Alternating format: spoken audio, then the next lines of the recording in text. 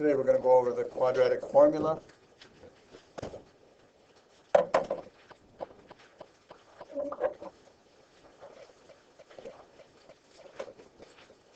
And the quadratic formula simply is x.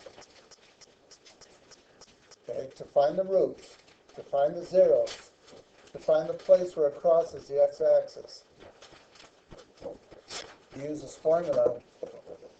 And I don't know if that, in that song, I don't know if you said negative b, but I said the opposite of b plus or minus the square root of b squared minus 4ac all over 2a.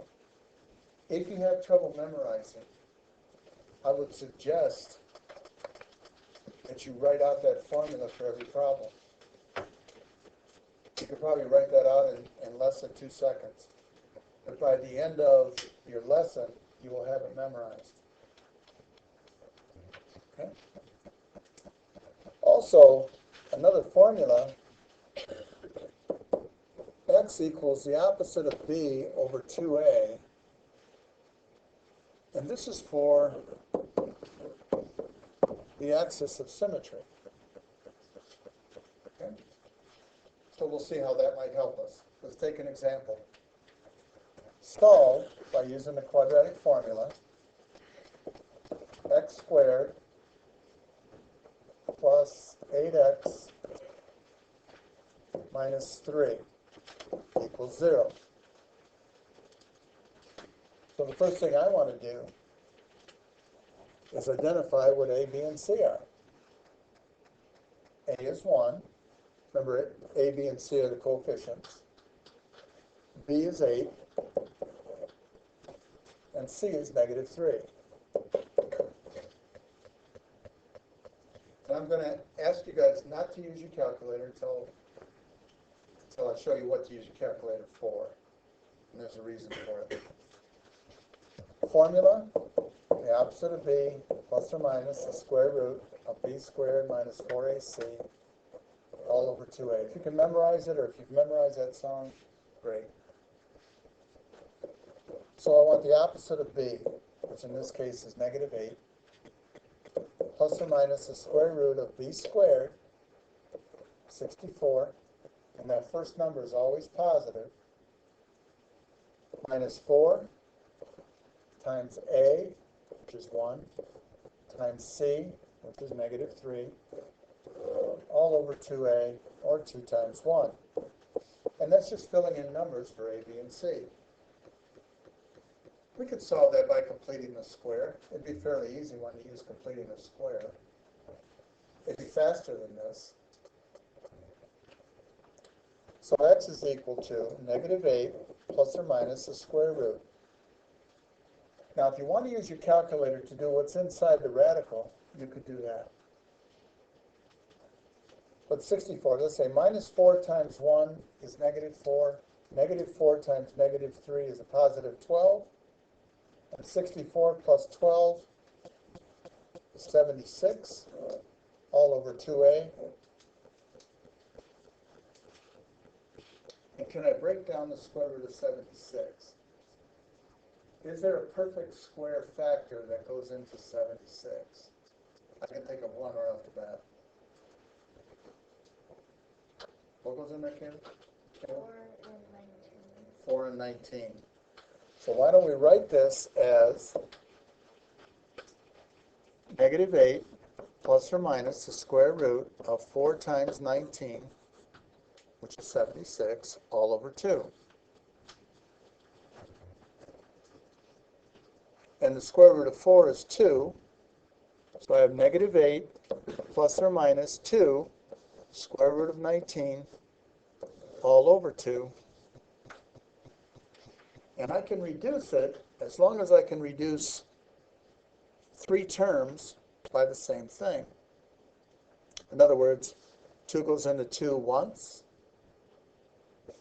2 goes into negative 8, negative 4, and 2 goes into 2 once. So my final answer is negative 4 plus or minus the square root of 19 all over 1 and I don't need the 1 in the denominator. And that's how the quadratic formula works. If we had a problem like this to find the zeros, completing the square might be the better way to go. Let's find the equation of the axis of symmetry. X equals what? What is that number? Well, to find the axis of symmetry, it's the opposite of b over 2a. The opposite of b would be negative 8 over 2a, which is 2 times 1. And so the equation of the axis of symmetry, x equals negative 4. What's a vertex? Negative 4 and, how do you think we'd find the y-coordinate of the vertex? Vertex form. Well, without putting in vertex form, it's easier. Easier situation. How could I find the y? Plug it in software. Plug it in. Absolutely. Plug in negative 4 in the original equation over here. Plug it in for x. So negative 4 squared will give me 16. Plus 8 times negative 4 minus 3. And I get negative 19. This is my vertex, my equation of the axis of symmetry, and here are the zeros using quadratic formula. Any questions on that? Yes, Michelle? Is the vertex point supposed to match up with the, like, No, always? no. You'll see some similarities that we'll talk about later. So you're looking for a shortcut just to. No, I was wondering. Yeah, there is some similarities to that. Let's take another problem. If I were going to solve this problem, I'd put it in vertex form and use completing the square. It's easier for this problem. But if you have an equation that looks like, well, let's take 3x squared minus 11x minus 7. I wouldn't want to use completing the square to solve that, to find the zeros. I've got that 3 outside I have to deal with. I'd want to put it into a nice, neat formula, quadratic formula. Let's identify A, B, and C. A is 3, B is negative 11, C is negative 7.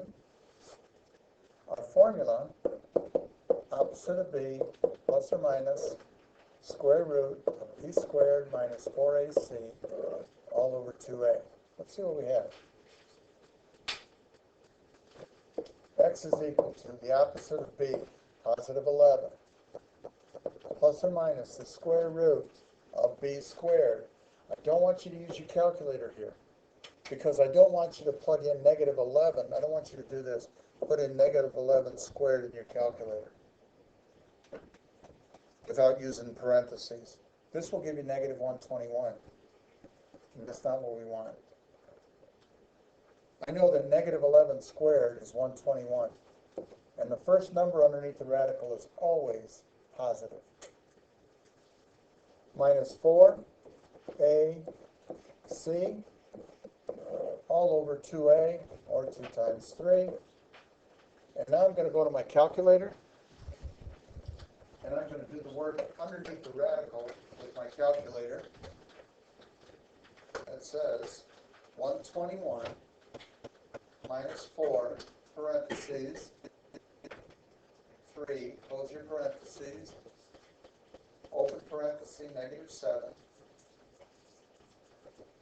And I get 205 underneath this radical.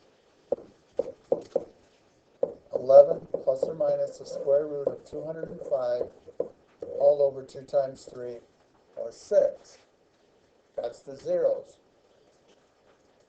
I don't think I can break down 205. I don't think there's a perfect square that'll go into 205. So I'm done. Okay, let's find the axis of symmetry. It is the opposite of b over 2a. 11 over 2 times 3, or 11 over 6. That's the equation of the axis of symmetry. Your vertex, 11 over 6, and you plug that into the original equation. And here's where I would go to my calculator again. As I open up parentheses, well, first of all, I go 3, open up parentheses, 11 divided by 6 squared, minus 11, parentheses, 11 over 6, close your parentheses, and then minus 7. I'm going to get a decimal, change it to a fraction, you get negative 205 over 12.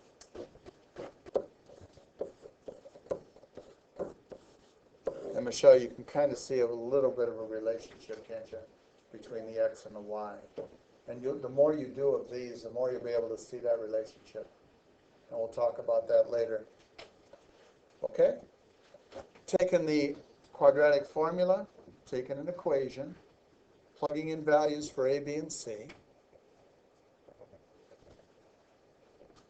The whole first part of your homework just deals with finding the zeros. The second part of your homework just has you finding the axis of symmetry and the vertex. If you're not going to take the quiz tomorrow, you can work on the homework in class, because this homework is going to be due on Wednesday. All right? All right, let's do one more problem.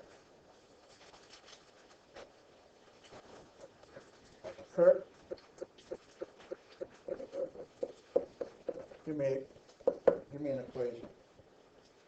Anything you want. 8x squared plus 3x. Let's make this negative 8x, right? All right.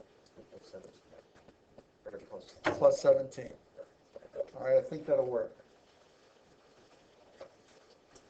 A is equal to negative 8, B is equal to 3, and C is equal to 17. Let's see how that works. I may have to change that 17 to negative 17, I don't know. Let's plug it into the formula. X is equal to the opposite of b plus or minus the square root of b squared minus 4ac all over 2a. I think we're okay with that positive 17. So the opposite of b plus or minus the square root. That first term is always positive, 9, minus 4 times a, which is negative 8, times c, which is 17, all over 2a, or 2 times negative 8, negative 3 plus or minus the square root. And I'm going to go to my calculator. This is the only time you want to go to your calculator in this problem. And I'll plug in 9 minus 4, parentheses, negative 8, close parentheses, times 17.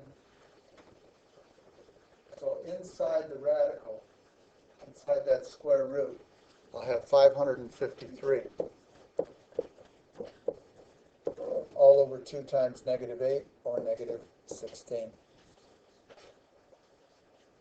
Those are your zeros. These are the two places where this crosses your x-axis. If you had to find a decimal value, you would simply go negative 3 plus the square root of 553 and then divided by negative 16, and you'll get a decimal value. And then you want to put in negative 3 minus the square root of 533, or 553, all over negative 16. And that'll tell you your other value. Let's find the axis of symmetry. It's the opposite of b over 2a, or the opposite of negative 3 over 2 times negative 8, which is negative 3 over negative 16, which is 3 over 16.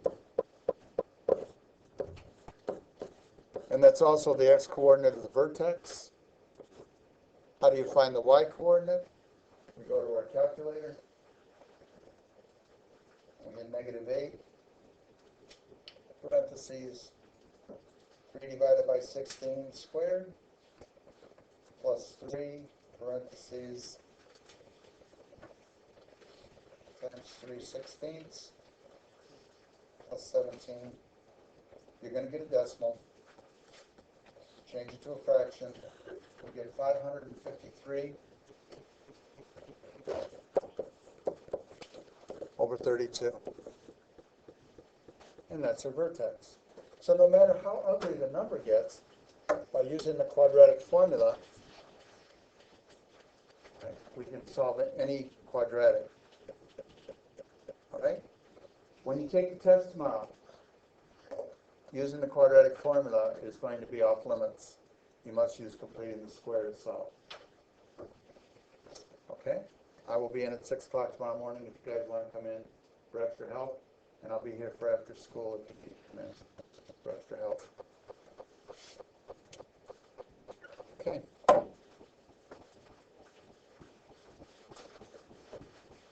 Where's my microphone?